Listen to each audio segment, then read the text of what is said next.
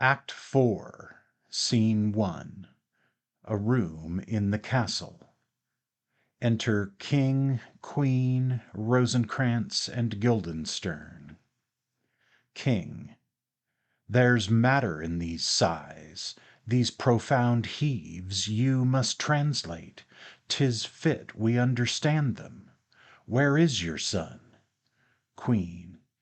Bestow this place on us a little while. To Rosencrantz and Guildenstern, who go out. Ah, my good lord, what have I seen tonight? King. What, Gertrude? How does Hamlet? Queen. Mad as the sea and wind, when both contend which is the mightier.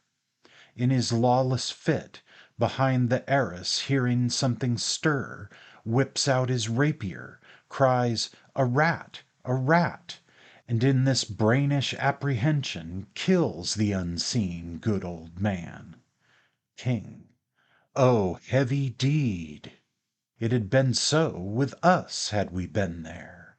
His liberty is full of threats to all, to you yourself, to us, to every one. Alas, how shall this bloody deed be answered? It will be laid to us, whose providence should have kept short, restrained, and out of haunt this mad young man. But so much was our love, we would not understand what was most fit, but like the owner of a foul disease, to keep it from divulging, let it feed, even on the pith of life. Where is he gone? Queen. To draw apart the body he hath killed, o'er whom his very madness, like some ore among a mineral of metals base, shows itself pure. He weeps for what is done. King. O Gertrude, come away! The sun no sooner shall the mountains touch, but we will ship him hence, and this vile deed we must with all our majesty and skill both countenance and excuse. Ho, Guildenstern! Re-enter Rosencrantz and Guildenstern. Friends both, go join you with some further aid. Hamlet in madness hath Polonius slain, and from his mother's closet hath he dragged him. Go seek him out, speak fair, and bring the body into the chapel. I pray you haste in this. Exeunt Rosencrantz and Guildenstern. Come, Gertrude, we'll call up our wisest friends, and let them know both what we mean to do, and what's untimely done. So, haply, slander, whose whisper o'er the world's diameter, as level as the cannon to his blank, transports his poisoned shot, may miss our name and hit the woundless air. Oh, come away! My soul is full of discord and dismay. Exeunt. Scene 2. Another room in the castle. Enter Hamlet. Hamlet. Safely stowed. Rosencrantz and Guildenstern within. Hamlet! Lord Hamlet! Hamlet. What noise? Who calls on Hamlet? Oh, here they come. Enter Rosencrantz and Guildenstern. Rosencrantz. What have you done, my lord, with the dead body? Hamlet. Compounded it with dust, whereto 'tis kin. Rosencrantz. Tell us where 'tis, that we may take it thence and bear it to the chapel. Hamlet. Do not believe it. Rosencrantz. Believe what? Hamlet. That I can keep your counsel, and not mine own. Besides, to be demanded of a sponge, what replication should be made by the son of a king? Rosencrantz. Take you me for a sponge, my lord? Hamlet. Ay, sir, that soaks up the king's countenance, his rewards, his authorities. But such officers do the king best service in the end. He keeps them, like an ape, in the corner of his jaw, first mouthed to be last swallowed. When he needs what you have gleaned, it is but squeezing you, and sponge you shall be dry again. Rosencrantz, I understand you not, my lord. Hamlet, I am glad of it. A knavish speech sleeps in a foolish ear. Rosencrantz, my lord, you must tell us where the body is, and go with us to the king. Hamlet, the body is with the king, but the king is not with the body. The king is a thing. Guildenstern, a thing, my lord. Hamlet, of nothing. Bring me to him. Hide fox and all after. Exeunt. Scene 3. Another room in the castle. Enter King, attended. King. I have sent to seek him and to find the body. How dangerous is it that this man goes loose? Yet must not we put the strong law on him? He's loved of the distracted multitude, who like not in their judgment but their eyes. And where 'tis so, the fender's scourge is weighed, but never the offence. To bear all smooth and even, this sudden sending him away must seem deliberate pause. Diseases desperate grown by desperate appliance are relieved, or not at all. Enter Rosencrantz. How now? What hath befallen? Rosencrantz. Where the dead body is bestowed, my lord, we cannot get from him. King. But where is he? Rosencrantz. Without, my lord, guarded, to know your pleasure. King. Bring him before us. Rosencrantz. Ho, Guildenstern, bring in my lord. Enter Hamlet and Guildenstern. King. How, Hamlet? Where's Polonius? Hamlet. At supper. King. At supper? Where? Hamlet. Not where he eats, but where he is eaten. A certain convocation of politic worms are even at him. Your worm is your only emperor for diet. We fat all creatures else to fat us, and we fat ourselves for maggots. Your fat king and your lean beggar is but variable service, 2 dishes but to 1 table. That's the end. King. Alas, alas! Hamlet. A man may fish with the worm that hath eat of a king, and eat of the fish that hath fed of that worm. King. What dost thou mean by this? Hamlet. Nothing, but to show you how a king may go a progress through the guts of a beggar. King. Where is Polonius? Hamlet. In heaven. Send thither to see. If your messenger find him not there, seek him in the other place yourself. But, indeed, if you find him not within this month, you shall nose him as you go up the stairs into the lobby.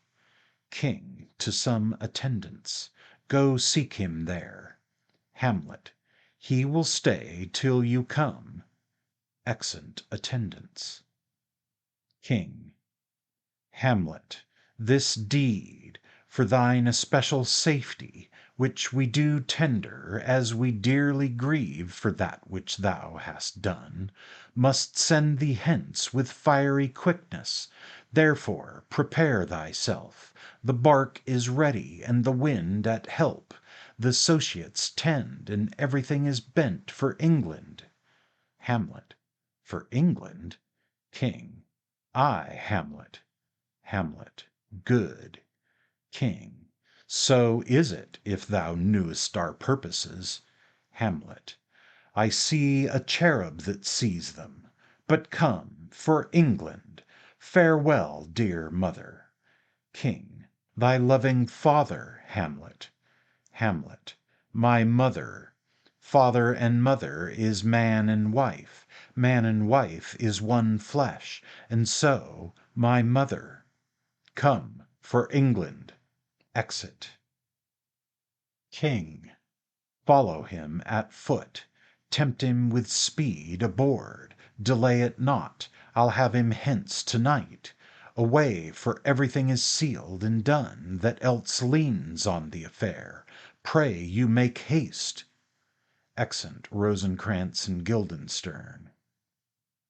And England, if my love thou holdest at aught, as my great power thereof may give thee sense, since yet thy cicatrice looks raw and red after the Danish sword, and thy free awe pays homage to us, thou mayest not coldly set our sovereign process, which imports at full, by letters conjuring to that effect, the present death of Hamlet.